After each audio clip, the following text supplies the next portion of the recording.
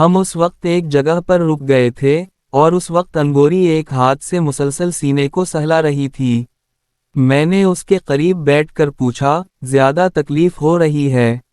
ہاں، اس نے گہرے گہرے سانس لیتے ہوئے جواب دیا۔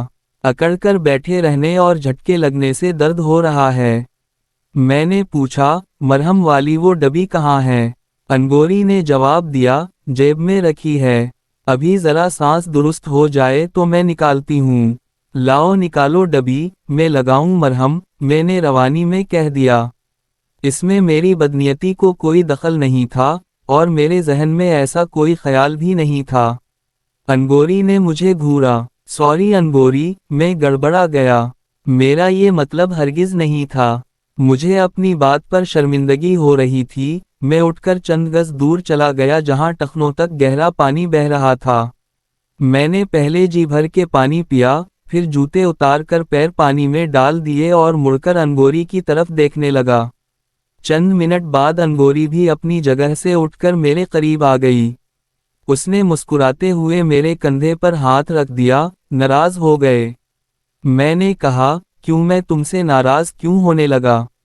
میں نے تمہیں ڈانٹ دیا تھا نا۔ وہ میرے قریب ہی پتھر پر بیٹھ گئی اور جھک کر ہاتھ سہلانے لگی۔ میں نے کہا، میں نے تمہاری ڈانٹ کا برا نہیں مانا، غلطی میری ہی تھی، مجھے ایسی بات کہنی ہی نہیں چاہیے تھی۔ اس نے میری بات کاٹ دی، میں جانتی ہوں، مجھے تمہاری نیت پر کوئی شبہ نہیں۔ میں نے جواب دیا، اچھا بس اب اس بات کو ختم کرو، مجھے بھوک لگ رہی ہے۔ کچھ کھانے کے بارے میں کیا خیال ہے؟ ہم جس جگہ بیٹھے ہوئے تھے درختوں کا سایہ وہاں تک پہنچ رہا تھا۔ میں وہ پوٹلی اٹھا لایا جس میں ولی محمد کی بیوی نے کھانا باندھ دیا تھا۔ چاول کے آٹے کی موٹی موٹی روٹیاں تھیں، ایک اور پوٹلی میں چاول بھی تھے جن میں گڑ ملا ہوا تھا۔ روٹیوں پر مرچوں کا اچار رکھا ہوا تھا۔ میں نے کپڑے کو وہیں دسترخوان کی طرح بچھا دیا اور ہم آمنے سامنے بیٹھ کر اچار کے ساتھ روٹی کھانے لگے۔ میں نے کہا، اگر تمہیں 2-3 دن آرام مل جائے تو تمہارا زخم ٹھیک ہو سکتا ہے، اور اگر اسی طرح بھاگ دوڑ کرتی رہی تو زخم کے پھیل جانے کا اندیشہ ہے۔ انگوری نے منہ میں نوالا رکھتے ہوئے جواب دیا، ہندوڑا میں خالہ کے ہاں شاید آرام کا موقع مل جائے، لیکن میں نے طے کر رکھا ہے کہ اب زندگی بھر آرام سے نہیں بیٹھوں گی۔ ان خونخوار بھیڑیوں کے خلاف لڑتی رہوں گی جو ہماری سرزمین پر قابض ہیں اور ہمارے بہن بھائیوں کے خون سے ہولی کھیل رہے ہیں۔ میں نے جواب دیا، میرا بھی یہی مشن ہے۔ بابا عبد الفتح کی شخصیت نے مجھے بے حد متاثر کیا تھا۔ یوں تو ہر کشمیری مسلمان کا مشن یہی ہے کہ ان غاصب اور متعصب ہندوؤں کو اس وادی سے نکال دیا جائے، اس وادی کی فضاؤں میں آزادی کا پرچم لہرائے۔ اب تک 7,000 سے زیادہ کشمیری مسلمان اس کاز کے لیے اپنی جانیں قربان کر چکے ہیں۔ بابا عبد الفتح بھارتی سامراج کے خلاف برسر پیکار رہا اور اس نے بھی اپنی جان دے دی۔ اس کے مشن کو میں آگے بڑھاؤں گا اور وطن کی آزادی کے لیے لڑتے ہوئے جان دے دوں گا۔ انگوری خاموشی سے میری طرف دیکھتی رہی۔ ہم باتیں کرتے رہے۔ تقریباً 1 گھنٹہ آرام کرنے کے بعد ہم روانگی کے لیے تیار ہو گئے۔ ہمارے خچر گھاس چرتے ہوئے کچھ دور چلے گئے تھے، میں انہیں پکڑ لایا۔ انگوری کو سہارا دے کر اس کے خچر پر بٹھایا اور خود بھی اپنے خچر پر سوار ہو گیا۔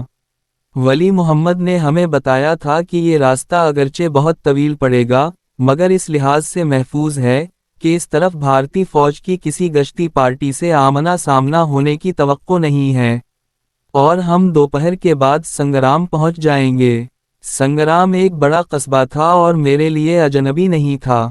یہ قصبہ ان شاہراہوں کے سنگم پر واقع تھا جہاں سے ایک سڑک بارہ مولا کی طرف، دوسری سری نگر اور تیسری سڑک سوپور سے ہوتی ہوئی ہندوڑا کی طرف چلی گئی تھی۔ سوپور میرا گھر، میری جائے پیدائش، میرا وہ قصبہ جسے بھارتی قاصبوں نے جلا کر راکھ کر دیا تھا، میرے ماں باپ کو شہید کر دیا تھا، میری ایک بہن گولیوں سے چھلنی ہو گئی تھی اور دوسری بہن لاپتہ ہو گئی تھی۔ سوپور میں میرے خاندان کے کئی لوگ تھے، ہم کسی کے ہاں بھی ٹھہر سکتے تھے۔ دوپہر ڈھل رہی تھی، ہم اس وقت خطرناک پہاڑی راستوں پر سفر کر رہے تھے۔ خچر بڑے نستعلیق قسم کے تھے اور بڑے آرام سے چل رہے تھے۔ ان کی سست رفتاری کی وجہ سے بھی ہمارا سفر طویل تر ہوتا جا رہا تھا، اور پھر ایک جگہ ہمیں رک جانا پڑا۔ ہمارے سفر کا خطرناک ترین مرحلہ ہمارے سامنے تھا، اور ولی محمد نے اس کے بارے میں ہمیں پہلے ہی بتا دیا تھا۔ وہ راستہ بہت ہی خطرناک تھا، ایک طرف بالکل عمودی چٹان تھی، اس کے ساتھ تقریباً 4 فٹ چوڑی ایک پٹی سی تھی، جس کے دوسری طرف سینکڑوں فٹ گہرے کھڈ تھے اور نیچے بہت دور دریا کا پانی دھوپ میں چمک رہا تھا۔ یہ خطرناک راستہ تقریباً 50 گز طویل تھا اور یوں لگتا تھا جیسے ایک کارنس سی عمودی چٹان سے باہر کو نکلی ہوئی ہو۔ ہم دونوں اپنے اپنے خچروں سے اتر آئے، اور وہاں ہوا بھی تیز تھی۔ میں نے انگوری کی طرف دیکھا، اس کے چہرے پر خوف کے تاثرات ابھرے ہوئے تھے۔ انگوری نے میری طرف دیکھتے ہوئے پوچھا، یہ تو بڑی خطرناک جگہ ہے، کوئی اور راستہ نہیں؟ میں نے جواب دیا، میلوں دور تک تو ہم تنگ سے درے میں سفر کرتے آئے ہیں، کوئی اور راستہ تو نظر نہیں آیا، اور اس خطرناک راستے کو دیکھنے لگا۔ میرا خیال ہے کہ راستہ پار کر لینا زیادہ مشکل نہیں ہے، بس ذرا محتاط رہنے کی ضرورت ہے۔ خچروں پر سوار ہو کر تو ہم اس راستے پر نہیں جا سکتے، تم خچر کی لگام پکڑ کر چٹان کے ساتھ ساتھ چلتی رہنا، میں آگے چلتا ہوں اور تم میرے پیچھے رہنا۔ وہ متوحش سی نظروں سے اس راستے کو دیکھ رہی تھی، اور ایک انجانا سا خوف میرے ذہن میں بھی تھا۔ اس پولسرات سے گزرتے ہوئے کوئی معمولی سی لغزش ہمیں تحت السریہ میں پہنچا سکتی تھی۔ ہم دونوں نے اپنے آپ کو ذہنی طور پر تیار کر لیا، اور پہلے میں آگے بڑھا۔ میں نے خچر کی لگام اپنے ہاتھ میں پکڑ لی اور چٹان کے ساتھ رگڑ کھاتا ہوا آگے بڑھنے لگا۔ میں نے لگام ایک طرف سے دبا رکھی تھی تاکہ خچر بھی چٹان کے قریب ہی رہے۔ ڈرو مت انگوری، میں نے اس کی حوصلہ افزائی کرتے ہوئے چیخ کر کہا، بس اسی طرح چٹان کے ساتھ ساتھ آ جاؤ۔ انگوری بڑی ہچکچاہٹ کے بعد خچر کی لگام پکڑے چٹان کے ساتھ ساتھ چلنے لگی۔ میں اس سے تقریباً 10 گز آگے تھا، تیز ہوا ہمیں پیچھے دھکیل رہی تھی۔ نیچے سینکڑوں فٹ گہرائی تھی اور اس طرف دیکھتے ہوئے بھی خوف آتا تھا۔ میں اس طرف دیکھنے سے بھی کترا رہا تھا اور چیخ چیخ کر انگوری کو بھی ہدایات دیتا جا رہا تھا۔ ہم نے تقریباً 40 گز کا فاصلہ طے کر لیا، اب آگے صرف 10 گز فاصلہ رہ گیا تھا، لیکن آگے چند فٹ تک وہ راستہ مزید تنگ ہو گیا تھا۔ میرا خیال ہے وہاں سے اس راستے کی چوڑائی 3 فٹ سے زیادہ نہیں تھی۔ یہ ہمارے اس سفر کا کٹھن ترین مرحلہ تھا۔ میں نے انگوری کو پیچھے ہی رکنے کو کہہ دیا، اور خود بہت محتاط انداز میں دیوار کے ساتھ چپک کر آگے سرکنے لگا۔ خچر کو بھی میں نے چٹان کی طرف رکھا تھا۔ 8-10 فٹ کا یہ فاصلہ بہت قیامت خیز ثابت ہوا، اور باقی راستہ طے کرنے میں مجھے زیادہ دشواری پیش نہیں آئی۔ خچر کو کھلی جگہ پر آگے ہانک کر میں واپس آ گیا۔ ابھی میں اس تنگ راستے سے چند فٹ دور ہی تھا کہ انگوری کے خچر کے ہنہنانے کی آواز سن کر چونک گیا۔ پتہ نہیں کس وجہ سے خچر بدک گیا تھا اور سر کو جھٹکے دے کر انگوری سے لگام چھڑانے کی کوشش کر رہا تھا۔ انگوری نے لگام کو دونوں ہاتھوں سے پکڑ رکھا تھا اور خچر کو قابو میں کرنے کی کوشش کر رہی تھی۔ میں نے چیخ کر کہا، انگوری لگام چھوڑ دو۔ خچر کے ہنہنانے کے شور میں میری آواز انگوری کے کانوں تک پہنچ گئی، اور اس نے لگام چھوڑ دی۔ لگام چھوٹتے ہی خچر مزید پیچھے ہٹا، اس کا ایک پیر کھڈ کے کنارے سے اتر گیا اور پھر دوسرا پیر بھی۔ انگوری بھی لگام چھوڑتے ہی لڑکھڑا گئی تھی۔ میں نے اپنی جگہ سے چھلانگ لگا دی اور انگوری کو ساتھ لیتا ہوا عمودی چٹان کے قریب گرا۔ انگوری میرے نیچے تھی اور میں نے اسے باہوں میں لے رکھا تھا۔ خچر کے آگے والے دونوں پیر ایک لمحے کو اوپر اٹھتے ہوئے نظر آئے، اور پھر وہ کھڈ کی عمیق گہرائیوں میں غائب ہو گیا۔ انگوری کو جب میں ساتھ لے کر گرا تھا تو اس کے منہ سے بے اختیار ایک چیخ نکل گئی تھی، اور میرے نیچے دبی وہ اب بھی ہولے ہولے سسک رہی تھی۔ بالآخر جب میں نے محسوس کیا انگوری پرسکون ہو گئی ہے تو میں اس کے اوپر سے ہٹ گیا، لیکن اس کا ایک ہاتھ تھامے رکھا۔ انگوری کا چہرہ خوف سے پیلا پڑ چکا تھا، آنکھوں میں بے پناہ وحشت تھی۔ اس نے ایک نظر کھڈ کی طرف دیکھا، پھر اس کی نظریں میری طرف اٹھ گئیں اور دوسرے ہی لمحے وہ والہانہ انداز میں مجھے لپٹ گئی۔ وہ روتے ہوئے کانپ رہی تھی اور میں نے اسے اپنی باہوں میں سمو لیا۔ پھر میں انگوری سے الگ ہو گیا اور اسے سہارا دے کر اٹھا دیا۔ اس نے نیچے جھانک کر دیکھا اور میرے ساتھ کھڑی ہو گئی۔ وہ اب بھی ہولے ہولے کانپ رہی تھی۔ میں نے بھی نیچے جھک کر دیکھا۔ سینکڑوں فٹ گہرے کھڈ میں خچر کا کہیں نام و نشان تک دکھائی نہیں دے رہا تھا۔ میں انگوری کا ہاتھ تھامے چٹان کے ساتھ ساتھ سرکتا رہا اور تیز ہوا ہمیں پیچھے دھکیل رہی تھی۔ انگوری نے نیچے کی طرف دیکھا اور پھر ایک ہاتھ سے سر تھام کر بیٹھ گئی۔ نیچے مت دیکھو، چکر آ جائے گا، میں نے کہا اور اس کا ہاتھ تھامے کھڑا رہا۔ انگوری کی وجہ سے وہ پولسرات عبور کرنے میں کئی منٹ لگ گئے۔ اس خوفناک ترین راستے کے اختتام پر کھلی جگہ تھی، چند گز آگے 2-3 درخت تھے اور میرا خچر اس طرف گھاس چر رہا تھا۔ میں انگوری کو لے کر ان درختوں کے نیچے آ گیا اور انگوری ایک پتھر پر بیٹھ کر گہرے گہرے سانس لینے لگی۔ میں اس کے قریب کھڑا ادھر ادھر دیکھتا رہا۔ کچھ دور کہیں بلندی سے پانی گرنے کی آواز سنائی دے رہی تھی۔ میں خچر کو پکڑ کر لے آیا، انگوری کو سہارا دے کر خچر پر بٹھایا اور خود لگام پکڑ کر پیدل چلنے لگا۔ ہمیں زیادہ دور نہیں جانا پڑا، 25 گز آگے ایک موڑ گھومتے ہی ہم ایک دلکش منظر پر ٹھہر گئے۔ سامنے 10-12 فٹ کی بلندی سے پانی کی ایک 4-5 فٹ چوڑی چادر گر رہی تھی اور نیچے جمع ہونے والا پانی ایک ندی کی صورت میں مخالف سمت میں بہہ رہا تھا۔ اس آبشار کے آس پاس رنگ برنگے پھول اپنی بہار دکھا رہے تھے۔ انگوری خچر سے اتر آئی۔ جی بھر کر پانی پینے کے بعد ہم چند منٹ وہاں رکے اور پھر آگے بڑھے۔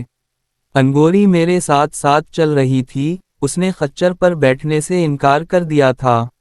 انگوری نے پیچھے چلتے میری طرف دیکھتے ہوئے کہا، تم اس وقت دوڑے کیوں تھے؟ اگر تمہارا پیر پھسل جاتا تو؟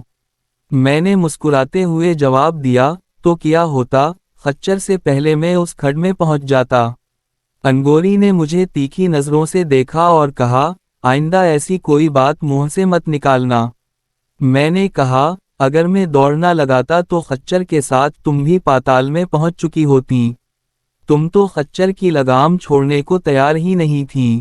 انگوری نے کہتے ہوئے عجیب سی نظروں سے میری طرف دیکھا، تو تم نے میری خاطر اپنی زندگی بھی خطرے میں ڈال دی تھی۔ میں جواب میں بہت کچھ کہنا چاہتا تھا، مگر دل کی بات زبان پر لانے کی ہمت نہ کر سکا۔ انگوری بولی، تم نے جواب نہیں دیا میری بات کا۔ میں نے کہا اور چند لمحوں کی خاموشی کے بعد بولا، خاموشی ہی بعض باتوں کا بہترین جواب ہوتی ہے۔ تم تھک جاؤ گی، خچر پر بیٹھ جاؤ۔ اس نے عجیب سی نگاہوں سے میری طرف دیکھا اور کیا تم لگام پکڑے پیدل چلتے رہو گے؟ میں نے جواب دیا، ہاں، میں پیدل چلنے کا عادی ہوں۔ پھر یہ طے ہوا کہ ہم دونوں خچر پر سوار ہو جائیں۔ میں نے ایک بڑے پتھر کے قریب خچر روک لیا۔ پہلے خود سوار ہوا اور پھر انگوری اسی پتھر پر چڑھ کر میرے پیچھے بیٹھ گئی۔ خچر کی کمر بھی کافی مضبوط تھی، وہ ہمارا بوجھ اٹھائے آرام سے چلتا رہا۔ اگرچہ نیلے پتھروں کی سنگلاخ چٹانیں دھوپ میں تپ رہی تھیں، لیکن سبزے کی کثرت اور ہوا کی وجہ سے گرمی کا احساس نہیں ہو رہا تھا۔ ہم چٹانوں کے بیچ بل کھاتے ہوئے تنگ راستے پر سفر کرتے رہے۔ کئی جگہوں پر ہمیں خچر سے اتر کر پیدل چلنا پڑا تھا۔ اس وقت سورج مغرب کی طرف جھک رہا تھا۔ ولی محمد نے کہا تھا کہ دوپہر کے تھوڑی دیر بعد ہم سنگرام پہنچ جائیں گے، لیکن ہم مسلسل اونچے پہاڑوں میں سفر کر رہے تھے اور آبادی کا کہیں نشان تک نظر نہیں آ رہا تھا۔ میرے دل میں اب طرح طرح کے خدشے سر اٹھانے لگے تھے، کہیں ہم راستہ تو نہیں بھٹک گئے۔ تھوڑی ہی دیر بعد انگوری نے بھی اس خدشے کا اظہار کیا، اگر ہم واقعی راستہ بھول گئے تو ان پہاڑوں میں بھٹکتے رہیں گے اور ہمیں رات بھی یہیں گزارنی پڑے گی۔ میں بولا، کیا تم پہاڑوں میں رات گزارنے سے ڈرتی ہو؟ انگوری نے جواب دیا، ڈر اور خوف یہ دونوں چیزیں تو میں نے اسی روز ذہن سے نکال دی تھیں جب ہاتھوں میں رائفل اٹھائی تھی۔ اس وقت ہم دونوں خچر پر سوار تھے اور انگوری میرے پیچھے بیٹھی ہوئی تھی۔ ایک جگہ چھوٹا گڑھا تھا، خچر نے گڑھا پار کرنے کے لیے ہلکی سی چھلانگ لگائی تو انگوری اپنی جگہ پر اچھلی پھر وہ آگے کو جھک کر میرے ساتھ لگ گئی۔ اس نے دونوں ہاتھ میری بغلوں کے نیچے سے نکال کر میرے سینے پر لپیٹ لیے تھے۔ اپنی پشت پر انگوری انگوری کے بدن کا گداز لمس محسوس کر کے میں اپنے آپ میں ایک عجیب سی کیفیت محسوس کرنے لگا۔ میرا خیال تھا انگوری پہلے کی طرح سنبھل کر بیٹھ جائے گی، لیکن اس نے تو اپنا سر بھی میرے شانے پر ٹکا دیا تھا۔ پھر میں نے خچر روک لیا اور انگوری سیدھی ہو کر بیٹھ گئی۔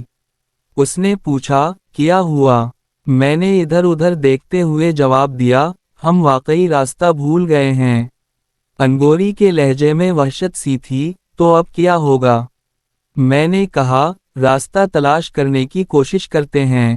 بصورت دیگر اندھیرا ہونے سے پہلے ہمیں کوئی محفوظ جگہ تلاش کرنی پڑے گی۔